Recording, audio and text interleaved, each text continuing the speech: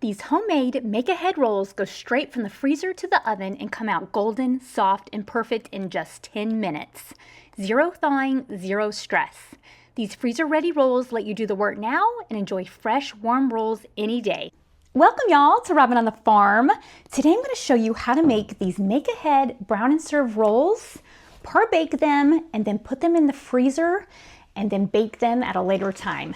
You can take these frozen little pale rolls and take them from this to this in just 10 minutes. So this is a great make-ahead option just for a busy weeknight or for your Thanksgiving, Christmas, or Easter when things are chaotic and hectic. You can have your rolls made ahead and you know that they're gonna turn out great. Now I've shared this recipe with you in a previous video, but in that video I showed you how I make them just a few days ahead of time. I par-bake them, I leave them on the countertop, and then I bake them on the day of. But I also mentioned that you can also freeze these rolls after you've par-baked them. And so many of you said that you want to freeze yours and bake them on Thanksgiving. So I wanted to show you exactly how I do that so that you don't have any troubles on Thanksgiving. So today I'm just gonna run through the recipe really quickly in case you missed it. And then I'll show you how I make these straight from frozen into the oven and looking delicious like these are. These are great for your Thanksgiving meal or just a weeknight meal too.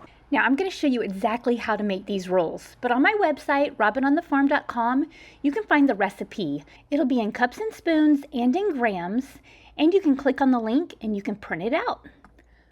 I'm using my Bosch Universal Plus mixer to make these rolls. First, we want 2 cups or 480 grams of lukewarm water. You want this to be about 100 to 110 degrees. That is perfect for your yeast. Just put that right on into your stand mixer. After the water, now we want 4 tablespoons or 56 grams of melted butter. I melted this in my little cast iron melting pot on the stove top. But 4 tablespoons right on in there with the water. After the butter, now we want some sugar. I'm using 2/3 of a cup or 133 grams of white sugar. Now this sugar can be reduced a little bit, but it is the holidays. This recipe does make 24 rolls and it is worth it. After the sugar, now it's time to add the yeast.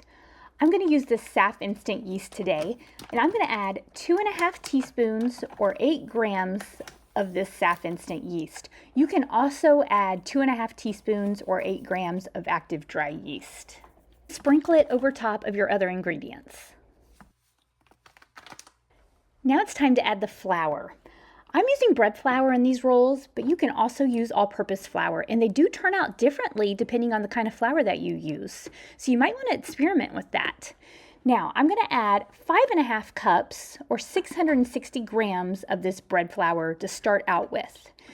I usually have to add a little bit more, but I like to start out with a little bit less than I think so that these rolls don't get too dense or too tough. So start with 5½ cups. Probably need to add a little bit more after this gets mixing and kneading, but it's definitely better to start with less and add a little bit more.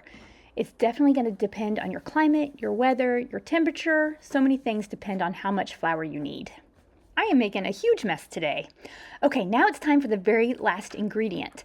This recipe is so easy because it only has 6 ingredients. Now I'm going to add the salt. This is my Redmond's real salt. I love this salt. This is what I use for all of my baking. I'm going to add 1½ teaspoons of this salt. That's 9 grams. Now I'm going to turn this mixer on to speed 1. I'm going to let all of these ingredients mix up for about a minute, and then I'll look and see if I need to add more flour. I've let this mixer go for about a minute. I'm just going to check on my ball of dough. Mine feels a little bit too sticky, so I'm going to add a little bit more flour. For these rolls today, I'm using about 6 cups of flour, which is about 720 grams. So expect to use somewhere between 5½ to 6½ cups of flour. Now I'm going to let this dough knead on speed 2 for about 8 minutes. That's speed 2 on this Bosch, on my Zacme mixer, and on my KitchenAids.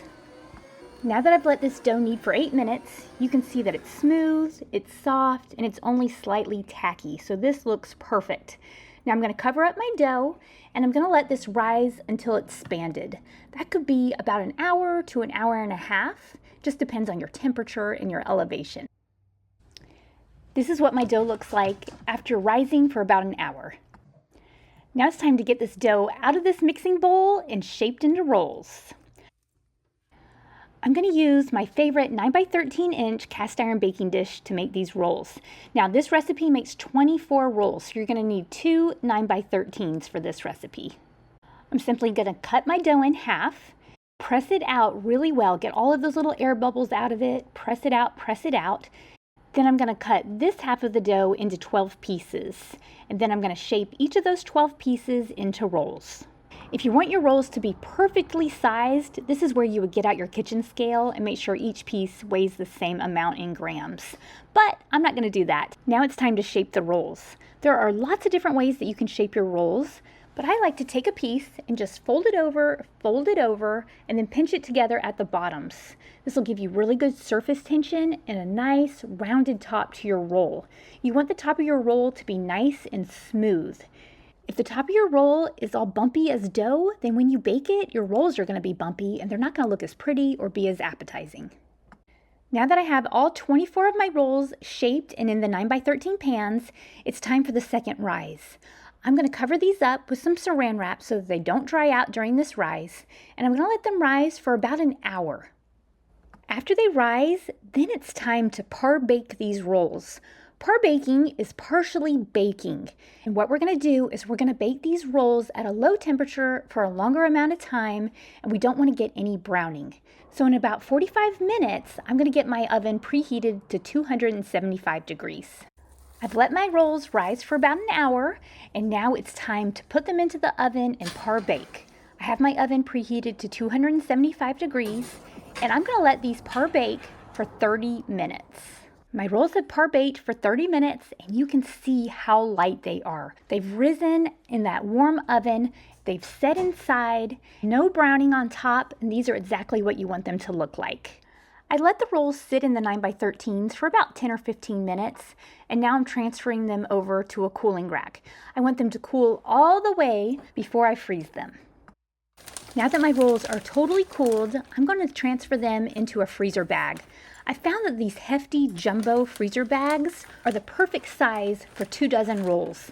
They're 2.5 gallons, and the rolls lay in there perfectly flat. And now they're ready to go into the freezer. When you put these into the freezer, be sure nothing squishes them or misshapens your rolls before they're frozen solid. These are my rolls that I par baked and I froze, and they've been in my freezer. Now you can leave these in your freezer for about 2 or 3 months before you bake them. So that is such a time saver, such a great make ahead option. The other great thing about making a big batch of these and putting them in your freezer is you don't have to bake them all at the same time. You can just pull out 2, 3, 4, however many you want to eat that day, bake them, put the rest away in the freezer for another day. I love that. Now, I'm going to make 12. I'm not going to make all 24 like I made today, but I'm going to use my 9x13-inch cast iron baking dish. I love this baking dish. Now I oiled it up with some coconut oil. So whatever kind of pan you use, make sure you oil it up, grease it up, butter it up so that your rolls don't stick. Now, I'm going to get out 12. I'm going to make a dozen. Like I said, you can make however many you want. Now, if you're going to make 24, you're going to bake these the exact same amount of time. If you're going to make 2, you're going to bake these the exact same amount of time as I do. So I have my oven preheated to 400 degrees, and I'm going to bake these for 10 minutes. Now, you can also bake these at 425 degrees for about 7 to 8 minutes. But if you do it at the lower temperature, these are going to be a little bit softer, and I like them softer. So I'm going to put all 12 of these on here. Now I got these straight from my freezer. I got my oven preheated to 400 degrees, and then I got these out of the freezer. So they haven't had time to sit on the countertop. They haven't had to come to room temperature or thaw or anything like that. These are solid frozen. So I'm going to go ahead and put these right on into my oven and get these browned up, and they are going to be delicious. Now, what you do with them after they come out of the oven is about as important as the par baking and the baking, so I'll show you that when they come out of the oven. Our rolls are ready. These went from the freezer to the oven, now ready to eat in just 10 minutes. Now, this part is important too. You can definitely dress these up and make these rolls even better if you brush some butter on them. So I have my little cast iron melting pot. I just melted a tiny bit of butter, just maybe a half a tablespoon in there, and I'm just gonna brush this all over these rolls. Now these are gonna make your rolls softer. They're gonna give them a better buttery flavor. They're gonna give them that golden shine, just make them all around better. And they'll just look better too. These are gonna look more appetizing, which is important if you're making them for Thanksgiving or a big holiday.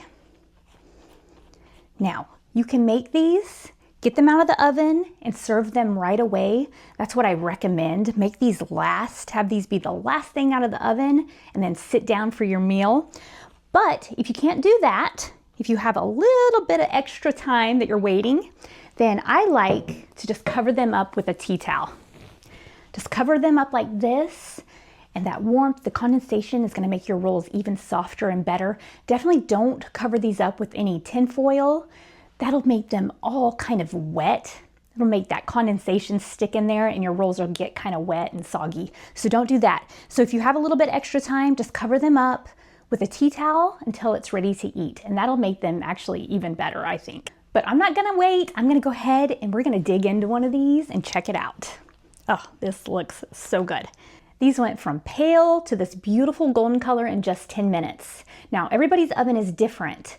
So I would start checking on yours at about 9 minutes. They might even take up to 12 minutes, or let them go as long as you want to get them even more golden if you like yours a little bit browner than this, but this is how I like them.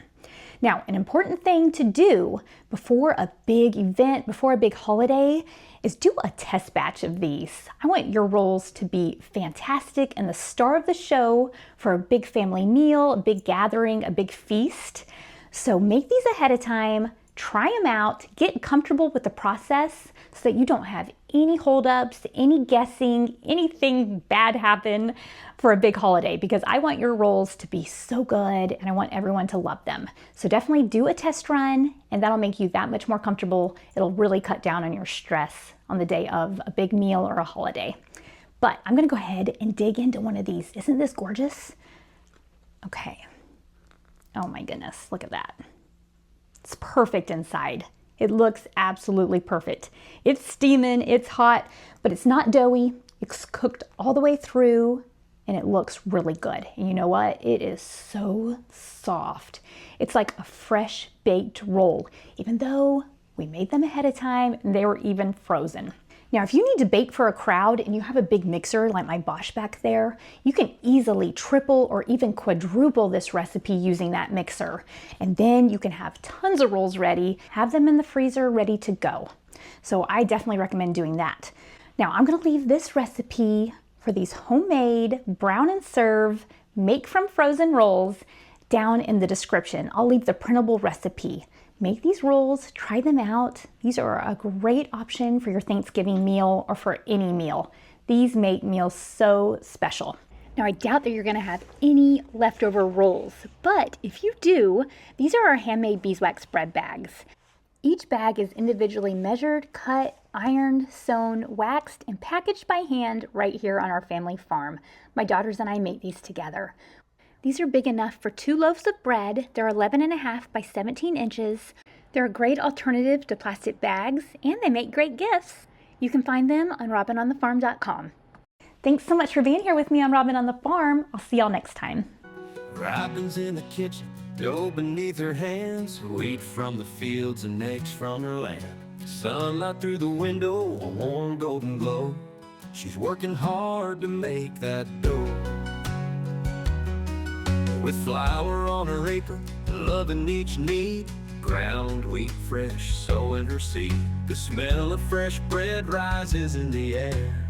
Simple life.